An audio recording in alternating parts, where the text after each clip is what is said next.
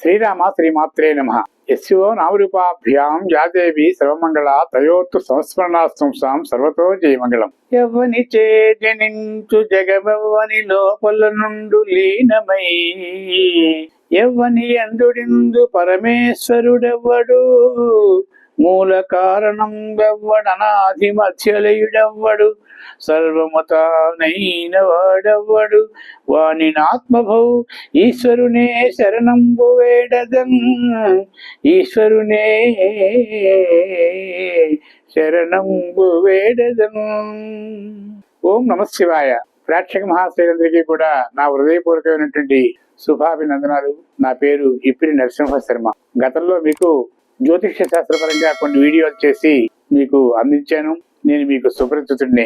అయితే ఇప్పుడు పరమ పవిత్రమైనటువంటి కార్తీక మాస పర్వదినాలు. ఈ పర్వదినాల్లో శివుని తాలూకా కృపకు మనం పాత్రులు కావాలి. శివ దర్శనం చాలా గొప్పది. శివనామస్మరణ చాలా ముఖ్యమైనది.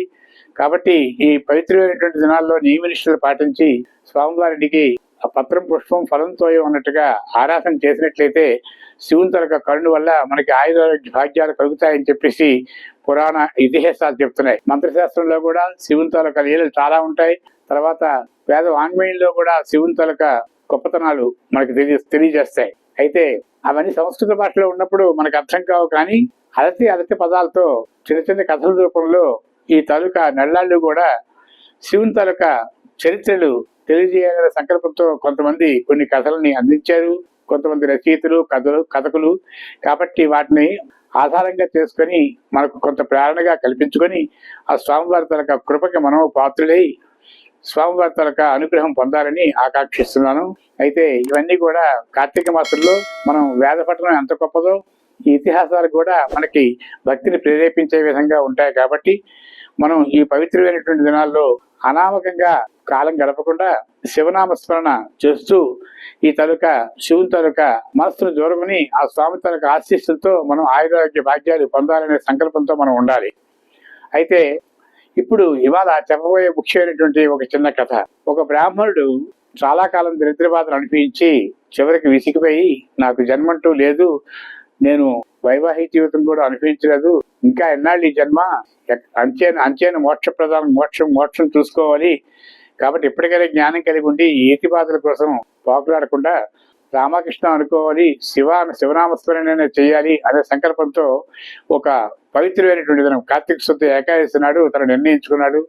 ఈ రోజున నేను శివనామస్మరణ చేస్తాను, శివ పంచాక్షరి మంత్రాన్ని జపించుకుంటాను, తద్వారా మళ్ళీ జన్మంటూ ఉంటే ఇటువంటి దరిద్ర బాధలు ఇటువంటి ఈతి బాధలు నాకు పరమేశ్వరుడు కలగకుండా నాకు ఒక మంచి జీవితాన్ని ప్రసాదిస్తాడేమో అన్న ఆశతో ఆ బ్రాహ్మణుడు పూర్వజ్ఞానం కలిగి వెంటనే స్నాన సంధ్యావందనాన్ని ఆ రోజుని ముగించుకొని కార్తీక శుద్ధ ఏకాదశి నాడు ఒక చెట్టు కింద కూర్చొని ఓం నమఃశివాయ అనే పంచాక్షరి మంత్రాన్ని అలాగా మనసులో జపిస్తూ ఉన్నాడు.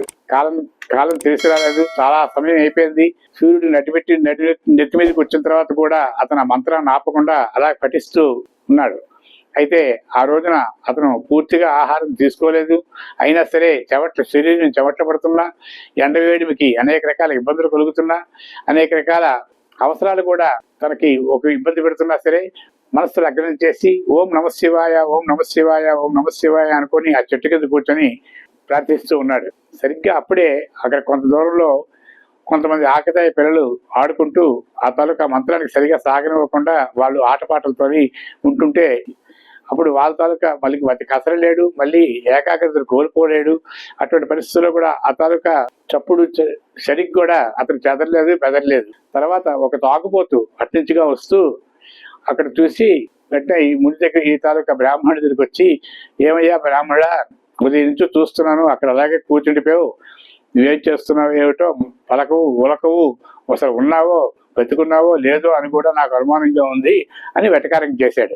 వెటకారం చేయడమే కాకుండా నీకేం స్వామి, నీకు చెవులు వినిపించట్లేదా, కళ్ళు కనిపించట్లేదా, ఏమిటి ఏమిటి చేస్తున్నావు, దేని గురించి ప్రార్థిస్తున్నావు అని చెప్పేసి తాగుబోతు నానా హింసలు పెట్టాడు. అయినా సరే ఆ బ్రాహ్మణుడు చెల్లించకుండా అలాగే శివపంచాక్షరి మంత్రాన్ని జపిస్తూ వస్తున్నాడు.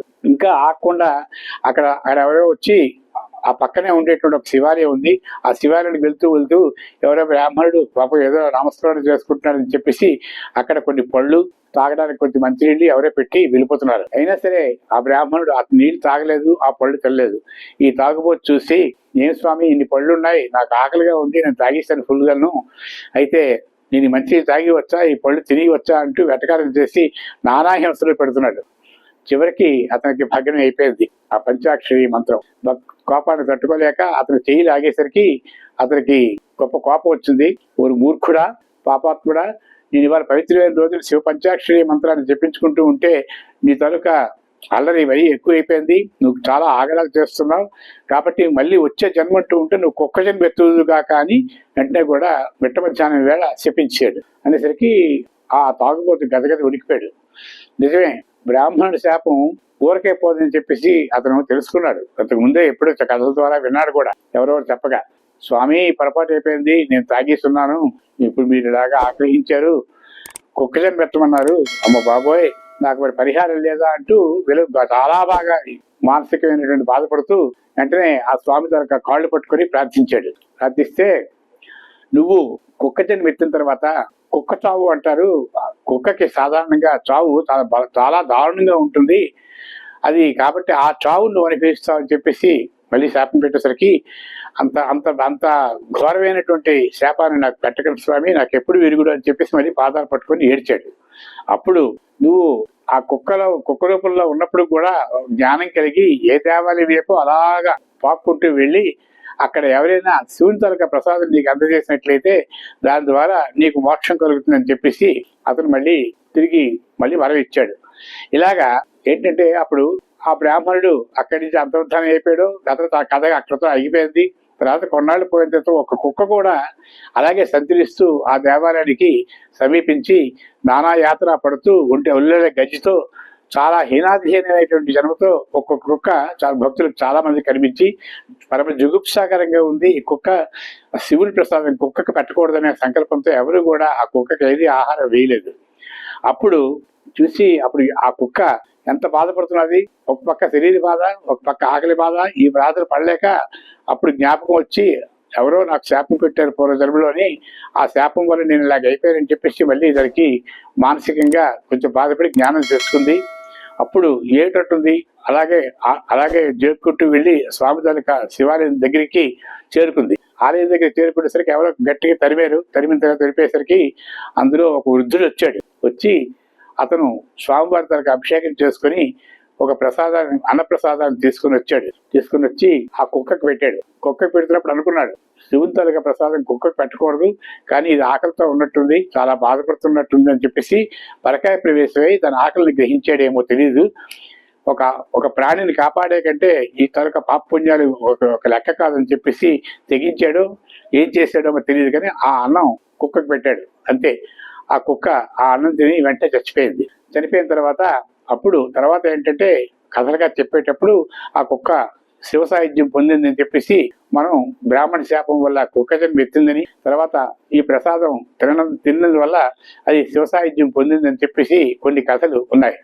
అయితే ఏవి కూడా ఇలాగా మన ప్రకృతి పరంగా ఆలోచించుకుంటే అది యాదృష్టికంగా జరగాలే, కానీ ఇలాంటి కథలు అన్ని కూడా మనం కోరుండి మనం ఏంటంటే ఒక జన్మెత్తు మళ్ళీ పాపానికి విరుగుడు ఉంటుంది కాబట్టి మళ్ళీ శివపంచాక్షరి మంత్రం చేసుకుంటాను, నా పాపం పరిహారం అయిపోతుందని చెప్పేసి తప్పులు చేస్తూ మళ్ళీ నేను శివకోవలకు వెళ్తాను, పాప పరిహారాలు చేసుకుంటానని చెప్పేసి చేస్తూ దాన్ని భక్తిని భక్తిలాగా కాకుండా మూఢ విశ్వాసంతో ఒక హేళనతోని, కాబట్టి నేను ఎన్ని పాపాలు చేసినా శివుడు కాపాడుతాడంటాడు కదా, కాబట్టి నేను మళ్ళీ కాపాడబడతానని చెప్పేసి అనుకుంటూ ఇలాగా చేసేటువంటి భక్తికి ఎప్పుడు ప్రాధాన్యత ఉండదు. అది దైవ సంకల్పం వల్ల జరిగేది, అది యాదృష్టికంగా జరగాలి. ఆ ప్రకారంగా జరిగితే మాత్రమే శివుని తాలూకు అనుగ్రహం కలిగి జన్మరాహిత్యమై శివ సాయుధ్యం పొందుతారని చెప్పేసి ఈ ఇతిహాసం తెలుస్తుంది. కాబట్టి సరే, అవన్నీ కూడా మనకి ఇతివృత్తాలు అనేవి కూడా భక్తిని ప్రేరేపించడానికి అని చెప్పి మనం అనుకున్నా, మనం ఒక్కటి మాత్రం ఆలోచించాలి, ఎన్ని జన్మలు ఉన్నాయి. కాకి, కుక్క, పిల్లి, పక్షి, చేపలు, తర్వాత క్రిములు, కీటకాలు, మృగాలు, అన్ని రకాల జన్మలు ఉన్నాయి. అన్ని జన్మల్లో కల్లా మనం మానవ జన్మ ఇస్తాం, అదొక్కటే మనం ఆలోచించుకోవాలి. మానవ జన్మ చాలా దుర్లభమైంది. జీవానం నరజన్మ దుర్లభం ఉంటుంది. శాస్త్రం ఎన్నో జన్మలు ఎత్తిన తర్వాత మాత్రమే నరజన్మ పుడతాం. ఆ నరజన్మలో కూడా సార్థకత లేకుండా మనిషి సంచరించకూడదు. కాబట్టి విజ్ఞానప్రదమైనటువంటి వాతావరణంలో కొంతవరకు కూడా మెలగాలి. దైవభక్తిని కలిగి ఉండాలి. మళ్ళీ ఆ జన్మను సార్థకం చేసుకోవాలంటే ఇలాంటి పుణ్యదినాల్లో పుణ్య కార్యక్రమాలు చేస్తూ కొన్ని రకాలుగా మానసికమైనటువంటి మంచి స్థితిని కలిగి ఉండి ఏది మంచి ఏది చెడు ఎవరికి ఏదో దానం చేస్తూ దాన ధర్మాలు చేస్తూ తనకున్న దాంట్లో తృప్తి పడుతూ తర్వాత అన్ని రంగాలకు సుఖపడుతూ మనస్సును శాంతింప చేసుకొని జీవిస్తూ ఉంటే తప్పనిసరిగా ఆ వ్యక్తి మంచి ఉన్నతుడై సర్వసుఖాలు ఏహమందు అనుభవించి తర్వాత అంత్యకాలంలో పరమేశ్వరుని సన్నిధి చేరతాడని చెప్పేసి మనకి పెద్దవాళ్ళు చెప్తూ ఉంటారు. కాబట్టి మళ్ళీ మరొక ఇతివృత్తంతో మళ్ళీ మరోసారి మీకు వస్తాను. అంతవరకు సెలవు. మీ ఇప్పిరి నరసింహ శర్మ.